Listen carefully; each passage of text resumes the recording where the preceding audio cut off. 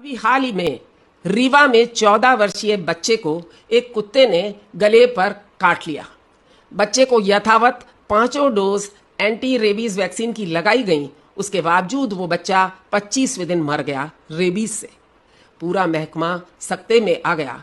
क्या vaccine 100% effective नहीं होती या ये वैक्सीन नकली आ रही है? फ्रेंड्स, ऐसा कुछ नहीं है। कुछ चीजें हमें जानने बहुत जरूरी है।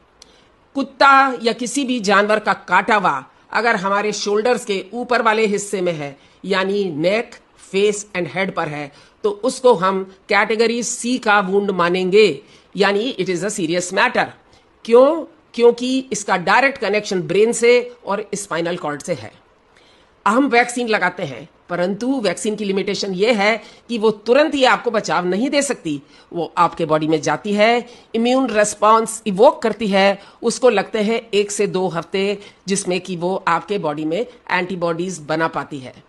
तब तक 1 से 2 हफ्ते में आपके पास कोई प्रोटेक्शन नहीं है। उसे प्रोटेक्शन देने के लिए उस टाइम पीरियड में हम लगाते हैं इम्यूनोग्लोबुलिन का इंजेक्शन। डॉक्टर आपके वेट के अनुसार आपकी डोज को कैलकुलेट करता है और इम्यूनोग्लोबुलिन का इंजेक्शन आपके वुंड के चारों तरफ इन्फिल्ट्रेट कर देता है और साथ में वुंड में भी कर देता है।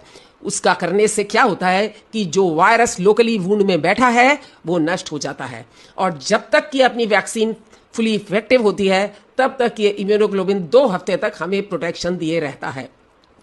इस बच्चे के साथ भी वही प्रॉब्लम हुई थी। उसे बिना इम्यूनोग्लोबुलिन दिए हुए उसको वैक्सीन लगा दी गई थी, इसलिए उसका फर्स्ट 2 वीक्स का प्रोटेक्शन नहीं हो पाया था और रेबीज फैल गई थी उसके बॉडी में, इसलिए उसकी मृत्यु हो गई।